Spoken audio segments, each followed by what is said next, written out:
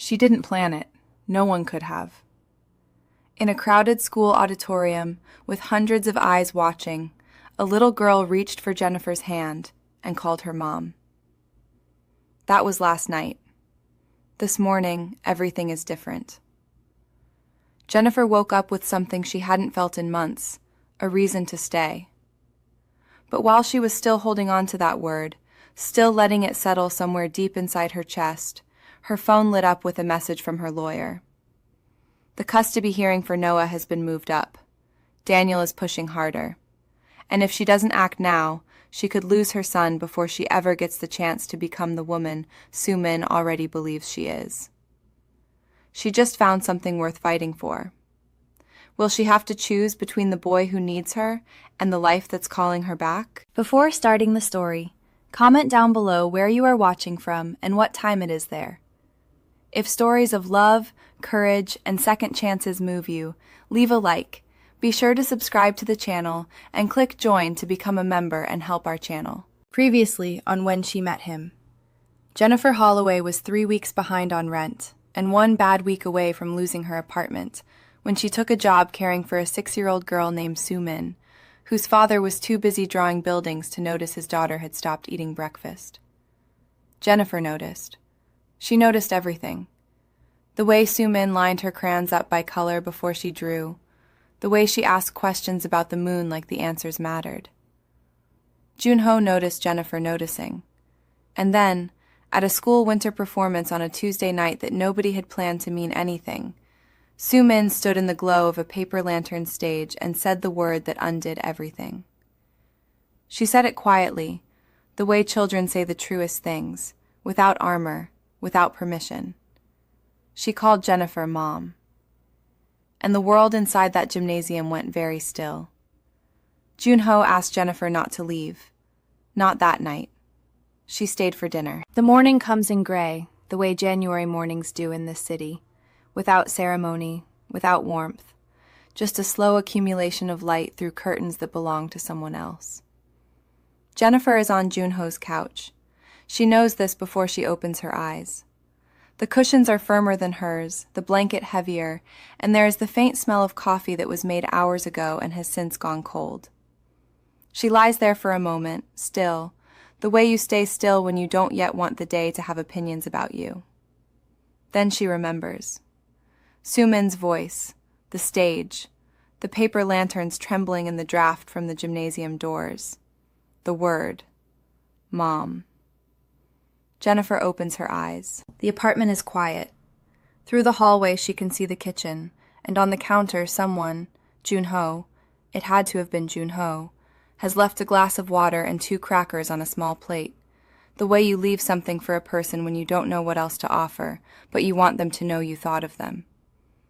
It is such a careful, uncertain gesture that it presses against something in her chest. She sits up, runs a hand through her hair, checks her phone, 6:47 a.m., 2 texts from her sister that she doesn't read yet, 1 reminder from her bank that she also doesn't read. She sets the phone face down on the cushion.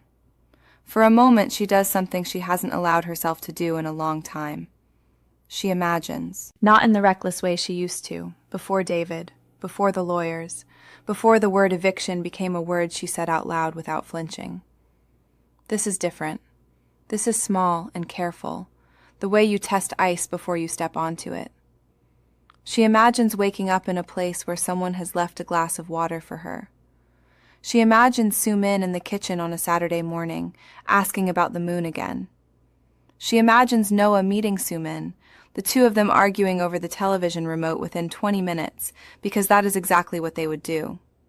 And then she imagines Jun-Ho standing in the kitchen doorway, watching all of it with that expression he has, the one where he is trying very hard not to show that something has reached him. She lets herself sit inside this for exactly 32 seconds. Then she picks up her phone, turns it over, and sees the notification she missed. It is from her attorney, sent at 11:48 the previous night. Jennifer, documents arrived from David's counsel this evening. You need to see these. Call me first thing. The papers are in her email by the time she gets home. She reads them at her kitchen table with her coat still on, her bag still on her shoulder, standing because she doesn't want to sit down for this. She reads them the way you read something that you already knew was coming but had let yourself believe, for one night, might not come yet. David Holloway, petitioner. Primary residential custody of Noah James Holloway, age 8. She reads it once. Then she reads it again, more slowly, because the second time you see the shape of the thing more clearly. His attorney has been thorough. She will give them that. The petition is 12 pages long, and it is organized and specific, and it does not raise its voice once. It doesn't need to. The facts speak in a tone that is perfectly, devastatingly calm. Jennifer Holloway, currently unemployed in her primary field of early childhood education. Jennifer Holloway, 31 days past due on residential rent as of the filing date. Jennifer Holloway, currently engaged in temporary, non-salaried caregiving work with no guarantee of continued placement. Jennifer Holloway, sole income earner for a household of 2 with documented financial instability over the preceding 14 months. She reaches the section on Noah's best interests, and she stops reading for a moment. Not because she is going to cry. She is not going to cry. She stops because she needs to breathe correctly before she continues. David and Sarah Chen can offer stability, the document says. A 2-income household. A 4-bedroom home in Maplewood. Consistent school district. Proximity to extracurricular enrollment. Health insurance for Noah under Sarah's employer plan. The petition is careful to say nothing unkind about Jennifer. It doesn't need to. The architecture of it is designed so that kindness is unnecessary. It simply describes what she has and what she doesn't, and the absence does the work. She sets the papers down on the table. She picks up her phone and calls her attorney. Diane picks up on the second ring, which means Diane has been waiting. You read it, Diane says. Yes. I need you to come in tomorrow. There are things we can address, Jennifer. The employment question is the most urgent. If you can demonstrate consistent income, even from the caregiving position, we can... I'll be there at 9, Jennifer says. She hangs up. She finds a legal pad in the kitchen drawer, the one she uses for grocery lists and Noah's school permission forms. She turns to a clean page. At the top she writes, "What I need." Below that she writes, "Income, documentation, rent, call landlord, arrange payment plan, attorney fees, figure out, references, Mrs. Park, Diane, school." She writes until she has 7 items. Then she draws a line under the 7th and looks at the list. The future she imagined this morning, the glass of water, the Saturday kitchen, the sound of 2 children arguing over the remote, it has not disappeared. It has simply moved further back, behind all the things that need to happen first. She puts the pen down. She goes to the window. Outside, the city is doing what it always does, indifferent, continuous, full of people who have their own 12-page documents and their own legal pads and their own mornings that started somewhere they didn't expect. Jennifer watches it for a moment. Then she goes to make coffee because there is nothing else to do but begin. The appointment is at 9. Jennifer is dressed before 6. She stands in the kitchen of Jun-Ho's house, her temporary kitchen, she reminds herself, though the reminder has started to feel like something she has to push through rather than something that arrives naturally. And she makes coffee the way she has learned to make it here, with the small ceramic pour-over Jun-Ho keeps on the second shelf. She does not think about this as a habit. She does not name it. The lawyer's office is 40 minutes by subway. She has a folder with 37 pages inside it, bank statements, character references, a letter from Noah's school, records of her employment history going back 6 years. Her attorney, a compact woman named Clara who speaks the way people speak when they have stopped being surprised by anything, told her last week that the custody modification petition was aggressive but not unprecedented. David had found a family court attorney who specialized in what Clara called domestic relocation disputes. Jennifer had written the phrase down in her phone and then deleted it because seeing it in her own notes made it feel more real than she could afford for it to feel at 7 in the morning.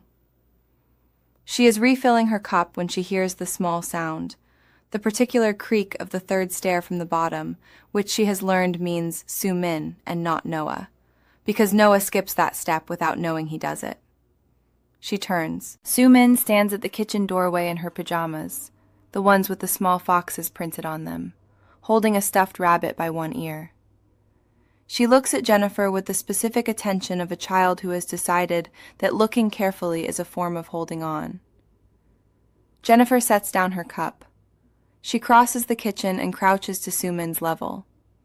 "You're up early," she says. Soo-Min does not answer. She reaches out and touches the lapel of Jennifer's jacket. Checking, Jennifer understands. Checking what Jennifer is wearing, whether it's a going out kind of day. "I have an appointment this morning," Jennifer says. She keeps her voice even. "I'll be back by the time you're home from school." The child's face does not change expression so much as it changes quality. Something behind the eyes shifting, going careful and still in the way that Jennifer has come to recognize as Soo-Min preparing herself for something. Not crying. Soo-Min does not cry about this. She simply waits, each time, as though waiting is the skill she has most thoroughly mastered. "Okay," Soo-Min says. Then, "You have to say goodbye before you go." "I know," Jennifer says. "I always do." This is the ritual that began 3 weeks ago, the morning after the word that neither of them has repeated since. Soo-Min will not allow Jennifer to leave the house without a specific goodbye, not called from another room, not gestured from the door, but face to face, both of them stopped and present. Jennifer had not agreed to this. It had simply become true, the way that most of the significant things in this house have become true. Not decided, only noticed, already in place. She is 2 blocks from the subway when her phone rings. It is a preschool in Midtown, the 4th application she submitted, the one she had thought was the longest shot. They want to schedule an interview. She stops on the sidewalk, a Thursday morning in October moving around her, and she writes down the time and thanks the woman on the phone, and hangs up and then stands still for a moment longer than necessary. She is fighting on 2 fronts. She has understood this for weeks, but understanding and feeling are different territories, and she crosses between them unexpectedly, at intersections, on subway platforms, in the middle of answering emails from Clara about filing deadlines.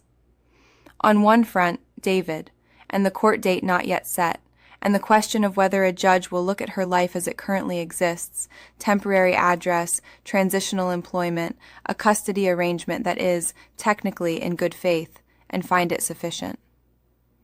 On the other front, the life she is trying to build that will make the answer to that question obvious. The apartment she is saving for, the permanent contract she does not yet have.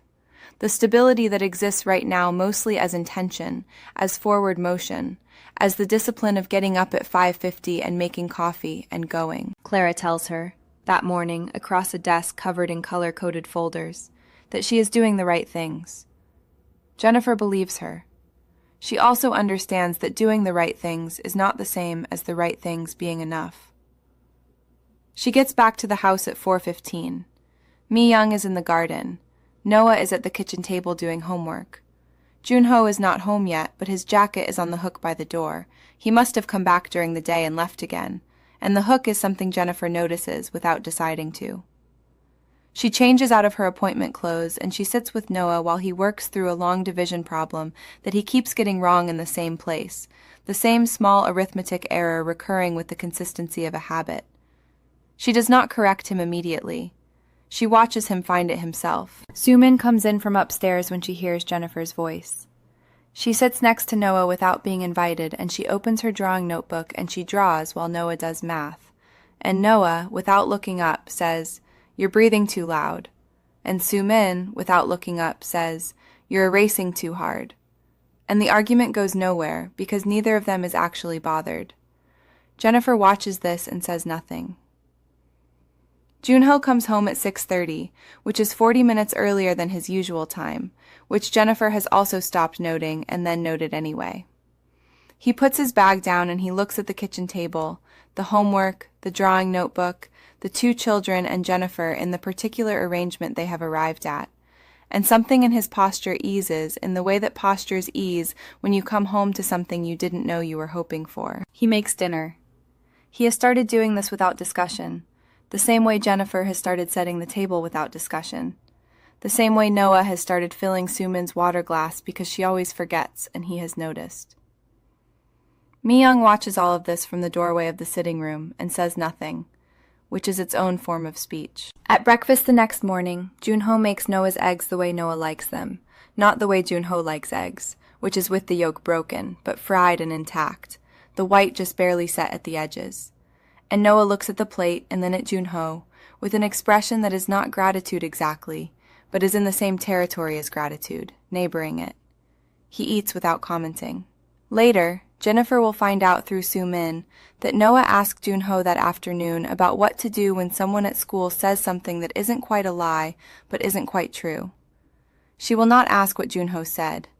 She will note that Noah seemed, at dinner, to have resolved something. That night, after Soo-Min is in bed and Noah is reading in the guest room and Mi-young has taken her tea upstairs, Jennifer and Jun-Ho are in the kitchen, and the kitchen is quiet. And Jun-Ho is washing a pan, and Jennifer is at the counter going through the month's numbers. Rent she is saving for, a security deposit she needs to rebuild, the preschool interview scheduled for Tuesday. And Jun-Ho says, without turning around, "How did it go today?"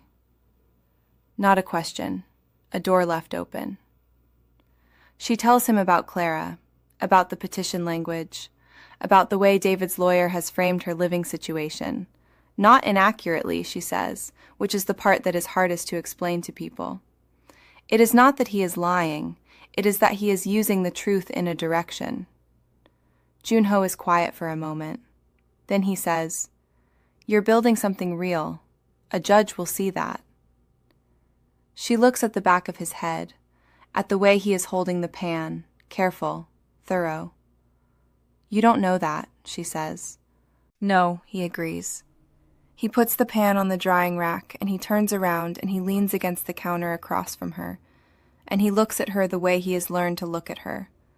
Not like someone trying to solve something, but like someone who is willing to stay in the room with the unsolved. "But I think it." Jennifer looks back at her numbers. The column does not add up the way she needs it to. It is closer than it was last month. She writes the new number down. She is still in the kitchen at 11:15, and so is he, and neither of them has decided anything. Mi-young finds her in the kitchen, not because she planned it that way. Jun-Ho has taken the children to the small park at the end of the block, and the apartment has grown suddenly unusually quiet. The kind of quiet that makes honesty possible. Mi-young stands in the doorway for a moment, watching Jennifer rinse a coffee cup she has already rinsed twice. There is something in the way the younger woman moves through this kitchen, careful not to take up too much space, that Mi-young has been watching for days without naming. She names it now, inside herself, before she speaks. The word is effort. Jennifer is always making effort. "Can I ask you something?" Mi-young says. It is not quite a question. Jennifer turns. Her expression opens without performing itself. No practiced warmth, no social armor, just attention. Mi-young notes this. She pulls out a chair and sits, and after a beat, Jennifer sits across from her. For a long moment, neither of them speaks. Outside, somewhere distant, a child laughs. Not their children. Someone else's ordinary afternoon. "If things become difficult," Mi-young begins, choosing her Korean slowly, and Jennifer follows with the careful attention of someone who has been studying not just the language but the woman who speaks it. "If your situation, the court, Noah, if it becomes very difficult, if you have less, if you have nothing." She stops. Her hands are flat on the table. "Can you promise me that you will still be there? For Soo-Min? That you will not disappear?" The word disappear lands somewhere precise in Jennifer's chest. She opens her mouth. She means to say yes. The yes is ready, formed, genuine. She feels it. And then something stops her. Something that has been sitting underneath all her certainty for weeks. The thing she has not let herself look at directly because looking at it directly is terrifying. The custody hearing. The lawyer's careful language. The specific and real possibility that she could lose Noah, and what losing Noah would do to her, and who she would be on the other side of that, and whether that person, shattered, rebuilding, unrecognizable even to herself, could show up the way Soo-Min would need her to show up. She cannot say yes. She cannot. The silence stretches between them, and Mi-young watches it happen, watches the yes dissolve before it arrives, and her expression does not become unkind. It becomes something worse. It becomes sad in the way of someone who already knew, who hoped to be proven wrong. I want to be able to promise you that, Jennifer says finally, in careful, imperfect Korean that costs her something. I cannot promise you that. I don't know what my life looks like in 6 months. Mi-young nods, just once. The gesture is not dismissal. It is something closer to recognition. The specific recognition of one person seeing another person be truthful when the truth is not in their favor. I know you love him, Mi-young says. I know that is real. It is, Jennifer says. Her voice holds. Soo-Min lost her mother. Mi-young says this the way a person states geography. This is the mountain. This is where we are. She is 6 years old, and she has already learned that people you love can be gone one day and not come back. She doesn't have language for it yet, but her body knows. Children's bodies always know. She pauses. I am not saying you are a bad person. I am saying I do not know how to protect her from loving someone who might leave. Jennifer does not argue. There is nothing to argue. This is not cruelty. She understands that now. Sitting across from this woman who woke before everyone else this week to make miyeokguk and set it aside for her son without being asked, who bought juice boxes for Noah without mentioning it, who holds all of this love in her body like something she was built to carry. This is not judgment. This is a grandmother trying to stand between a 6-year-old girl and the specific shape of pain she has already survived once. Jennifer leaves the apartment without disturbing anything. She takes her coat and her keys, and she walks to the small bench at the building's entrance, and she sits there in the cold afternoon, and she lets herself feel the full weight of what she cannot guarantee. Not to Mi-young, not to Soo-Min, not even to herself. She sits there for a long time. The box has been in the back of the closet since the move. Jun-Ho knows exactly what is in it. He has opened it twice in 2 years, both times in the middle of the night, both times immediately closing it again. Tonight, with the children asleep and the apartment settled into its late quiet, he pulls it out and sits on the floor of the bedroom and does not close it. He finds the letter near the bottom, his name on the envelope in her handwriting, the slightly cramped, emphatic script she used when she was writing something she meant, and he holds it for a while without opening it. Then he opens it. She wrote it 3 weeks before the end, when she still had full sentences in her. He knows this because the handwriting is still hers, still complete. She must have understood that he would not be able to read it right away. She must have known him well enough to write it for the version of him that existed later. The version sitting on a bedroom floor in America with a 6-year-old asleep down the hall and something unresolved sitting in the center of his chest like a question he has not let himself finish asking. She begins with his name, just his name, and then a line of space, as if she wanted to give him a moment. Then she writes, I need you to hear this and believe it, because I will not be there to say it again. She tells him she is not afraid of what comes next for her. She has made her peace. What she cannot make peace with, what keeps her awake, what she needs him to know. Is the image of him 10 years from now still holding everything still in her memory, still keeping himself at a careful distance from his own life out of loyalty to her absence. Grief is love with nowhere to go, she writes. I don't want to be the place your love goes to stop. She tells him to raise Soo-Min in a house where people laugh. She is specific about this. Not just happiness as an idea, but laughter, actual laughter, the accidental kind, the kind that happens in ordinary kitchens over nothing important. She says Soo-Min will build her understanding of what love looks like from what she watches her father do. She says she wants their daughter to grow up, knowing that love is something that continues, that chooses, that shows up on an ordinary Tuesday. Then she writes, "If there is someone, if someone comes into your life and makes you feel like yourself again, like the self that existed before all of this, do not push her away because you think I would want you to. I would not want you to. I am not asking you to forget me. I know you won't. I know I will be there in the way you pronounce certain words, and in the particular way you make tea, and in every drawing Soo-Min makes for years and years. I am not asking to be replaced. I am asking you to live. I am asking you to choose it, deliberately, the way you chose me, the way you choose her every morning when you get up and make her breakfast and hold the whole world together for her. Choose. Keep choosing. That is how you honor this." She ends with his name again. Just that, as if she wanted the last word to be him. Jun-Ho sits on the floor for a long time after. He does not cry. Something settles in him instead. Something that has been held in suspension for 2 years, waiting for permission. He folds the letter carefully and places it back in its envelope and sets it on top of everything else in the box, visible now, no longer buried. He stands. He gets his coat. He goes to find Jennifer. The courtroom smells like old paper and central heating. Jennifer sits with her hands folded on the table, her posture careful, her breathing slower than it feels. Across the aisle, David is in a gray suit she doesn't recognize. Sarah sits 2 rows behind him, her expression composed, not unkind. This is not a war between villains. It never was. It is something harder than that. 2 people who once loved each other, now asking a stranger in a black robe to decide what love looks like going forward. David's attorney speaks first. She is efficient, not cruel. She lays out the record. The job Jennifer lost in the spring, the months of inconsistent income, the unpaid rent, the position as a private caregiver in a household that was, by nature, temporary. The word instability appears several times.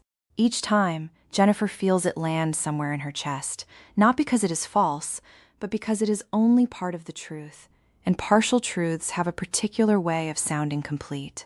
Jennifer's attorney responds with documents. A contract, a payroll record, a letter from the director of Sunlight Preschool confirming Jennifer's permanent full-time hire, benefits, security, a classroom of her own.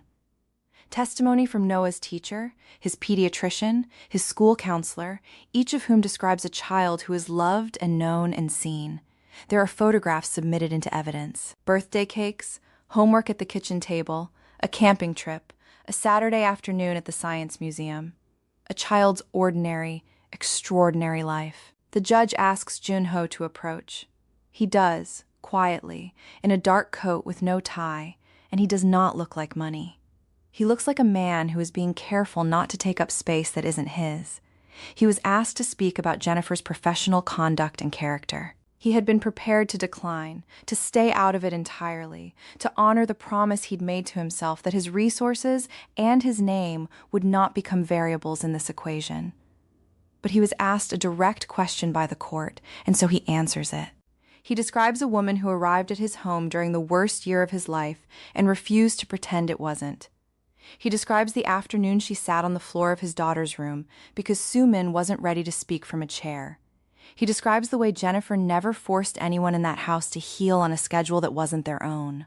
He describes the sound of laughter returning to rooms that had forgotten it. He speaks plainly, without flourish. And he does not look at Jennifer while he speaks, because this is not a performance for her. It is the truth offered to the room. Jennifer never asked me to save her, he says. In fact, she refused every time I tried. She only asked for the chance to save herself. The judge makes no visible reaction. She is not a symbol. She is a person doing a difficult job, and she has read everything in the file. She has done this for 19 years. She takes the full record into account, the employment, the stability, the presence, the history. The victory, when it comes, belongs entirely to Jennifer, not to a man's testimony, not to a borrowed address or a reflected reputation, to the woman who kept showing up, month after month, in her son's life, with nothing but herself. She finds him outside, on the courthouse steps. The afternoon light is pale and thin, the kind that doesn't commit to warmth. He is standing apart from the small cluster of people, his hands in his coat pockets, and when he sees her face, he understands before she says anything. She tells him anyway. He nods. He says her name once, quietly, and something in the word sounds like relief finding its way out after a long time underground. She goes back to the house that evening. Not because she works there. Not because she owes anyone anything. Because she chooses it, and the choosing matters more than she can explain. They sit in the kitchen after the children are asleep, and the silence between them is not uncomfortable. It has never really been uncomfortable. It has just been honest. He tells her he loves her. It comes out simply, with no architecture around it, no preamble, no careful arrangement of words. Just the fact of it, offered plainly. She looks at him for a moment. She has spent months constructing excellent reasons why this was not a good idea, and every reason was legitimate, and none of them are enough now. I love you too, she says. That is all. Two people who have been hiding behind the truth of their circumstances, finally setting it down. There is no sweep of music, no cinematic gesture, just a kitchen table, 2 cups of tea going cold, and the particular quiet of 2 people allowing themselves to be seen. Ma Young comes to her privately, one afternoon, while Jun-Ho is at the office and the children are in the yard. She stands in the doorway of the kitchen for a moment before she speaks, and when she does, the words are measured in a way that Jennifer recognizes as costly. She had been wrong, Ma Young says, about what stability looks like. She had been looking for the right kind of life when she should have been looking for the right kind of person. She does not ask for forgiveness. She offers something rarer, acknowledgement. Months pass, and the house changes in ways that are invisible and total. Noah learns 3 words in Korean and uses 2 of them incorrectly and is delighted about it. Soo-Min speaks in full sentences now, not all the time, but often enough that the silence she chooses feels like something she owns rather than something that owns her. Jennifer is at the preschool every morning. Jun-Ho designs a community library on the south side of the city. In the hallway, his late wife's photograph is still there, not hidden, not archived, not apologized for. Her memory is part of the house. It always was. Now everyone in the house knows it, and no one flinches. One evening in early autumn, the 4 of them are in the living room after dinner, and the light through the windows is the color of something ending well. Soo-Min disappears for a moment and returns holding a piece of paper, slightly crumpled at the corners, carried carefully with both hands. She gives it to Jennifer without speaking, and Jennifer takes it without speaking, because some things don't need words to be understood. It is the drawing, the same one from months ago, the same tree, the same 4 small figures standing beneath it. But now it is finished. The tree has wide branches filled in with careful strokes. The figures stand close together, their drawn hands joined. Beneath them, in letters that are large and earnest and slightly uneven, 4 words. The day our family began. Jennifer looks at Jun-Ho. He looks at her. Neither of them says anything, because there is nothing to say that the drawing hasn't already said better. Their family did not begin when everything was in order. It did not begin when the custody was settled, or the position was permanent, or the grief was finished, or the fear was gone. It began the way most real things begin, quietly, imperfectly, in the middle of difficulty, when 4 people who were terrified of losing each other made the same decision without comparing notes. They decided to stay. When someone fights for your child as if they were their own, without being asked, without hesitation, what does that tell you about who they truly are? Soo-Min completing that family portrait was not just a child finishing a drawing. It was a child choosing her own answer to a question no one had the courage to ask out loud. And maybe that is the hardest part of all. Not the courtrooms or the battles, but learning to trust that a family built from love can be just as real, just as permanent as the one you were born into. Tell us your experiences and feelings in the comments. We read them all. And if you believe in stories about healing, second chances, and chosen family, leave a like, be sure to subscribe to the channel, and click join to become a part of our community and help the channel.